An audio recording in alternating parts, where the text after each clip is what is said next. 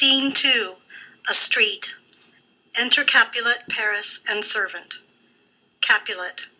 But Montague is bound as well as I, in penalty alike, and 'tis not hard, I think, for men so old as we to keep the peace. Paris. Of honorable reckoning are you both, and pity 'tis you lived at odds so long. But now, my lord, what say you to my suit?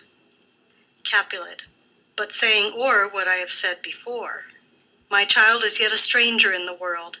She hath not seen the change of 14 years. Let 2 more summers wither in their pride, ere we may think her ripe to be a bride. Paris. Younger than she our happy mother's maid. Capulet. And too soon marred are those so early made. The earth hath swallowed all my hopes but she. She is the hopeful lady of my earth. But woo her, gentle Paris, get her heart.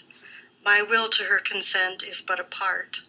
And she agree, within her scope of choice lies my consent and fair according voice. This night I hold an old accustomed feast, whereto I have invited many a guest, such as I love. And you among the store, one more most welcome makes my number more. At my poor house look to behold this night, earth-treading stars that make dark heaven light. Such comfort as do lusty young men feel, when well-apparelled April on the heel of limping winter treads, even such delight among fresh female buds shall you this night inherit at my house. Hear all see, and like her most whose merit most shall be, which among view of many, mine being one, may stand in number, though in reckoning none. Come, go with me. Go, sirrah, trudge about through fair Verona, find those persons out whose names are written there. Gives a paper, and to them say, my house and welcome on their pleasure stay. Exit Capulet and Paris. Servant. Find them out whose names are written here. It is written that the shoemaker should meddle with his yard, and the tailor with his last, the fisher with his pencil, and the painter with his nets. But I am sent to find those persons whose names are here writ, and can never find what names the writing person hath here writ. I must to the learned, in good time. Enter Benvolio and Romeo. Benvolio.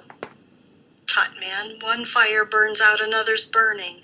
One pain is lessened by another's anguish. Turn giddy and be holp by backward turning. One desperate grief cures with another's languish.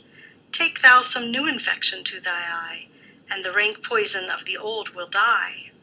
Romeo, your plantain leaf is excellent for that. Benvolio, for what, I pray thee? Romeo, for your broken shin. Benvolio, why, Romeo, art thou mad?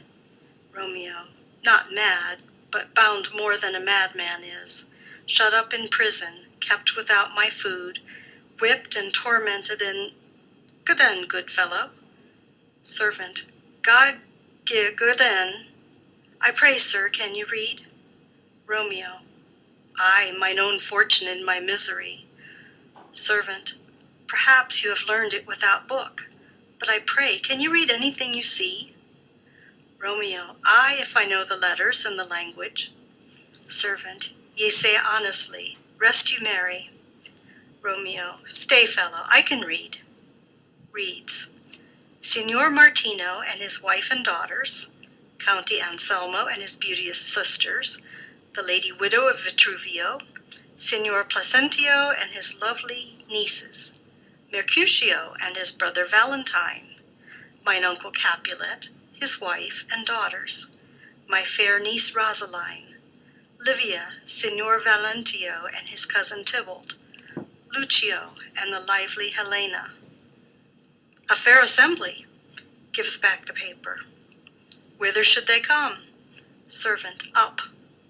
Romeo. Whither? Servant. To supper, to our house. Romeo. Whose house? Servant. My master's. Romeo. Indeed, I should have asked you that before.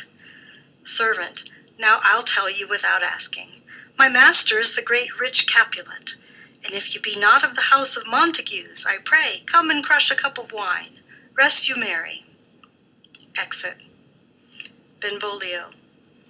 At this same ancient feast of Capulets sups the fair Rosaline, whom thou so lovest, with all the admired beauties of Arona.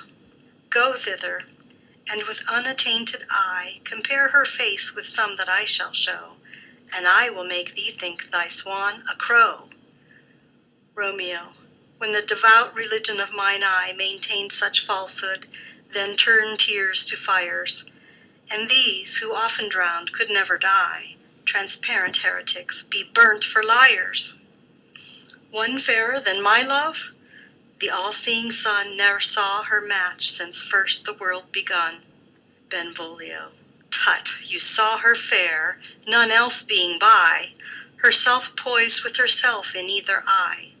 But in that crystal scales let there be weighed your lady's love against some other maid, that I will show you shining at this feast, and she shall scant show well that now shows best.